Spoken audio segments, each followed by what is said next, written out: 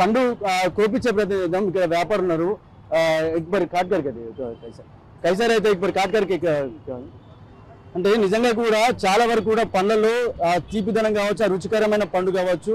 ఇప్పుడు మనం ఆ పండుని కోపిస్తున్నాం. దీనివల్ల ఒకవేళ తిని చూద్దాం, అసలు టేస్ట్ ఉందో లేదో ఒకసారి చూద్దాం. ఒకసారి అంటే ఎందుకు పండు ఎందుకు టేస్ట్ ఉండడం సరే చూస్తున్నాడు కానీ కూడా, ఎందుకంటే చాలా సీనియర్ గతంలో టేస్ట్ ఇప్పుడు చూడొచ్చు. పంటలు చూడండి ఎలాంటి లోపట ఒక రకమైన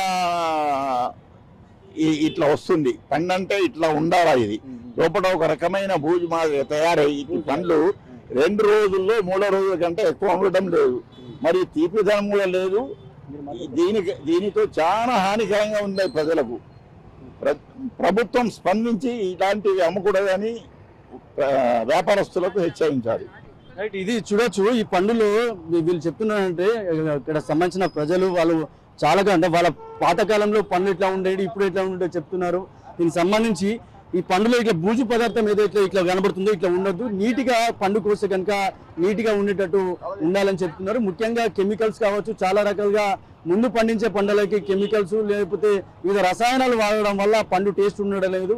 దీనిపై ప్రభుత్వం కూడా సీరియస్గా తీసుకోవాలి. విత్తనాలకు సంబంధించి ఏవైతే ముందుగా పండిస్తున్న సీడ్స్ కావచ్చు, లేకపోతే ఏవైతే పండుకు పండించే పంటలు కావచ్చు, ఏవైతే ఉన్నాయో వాటిపై సీరియస్గా తీసుకోవాలి.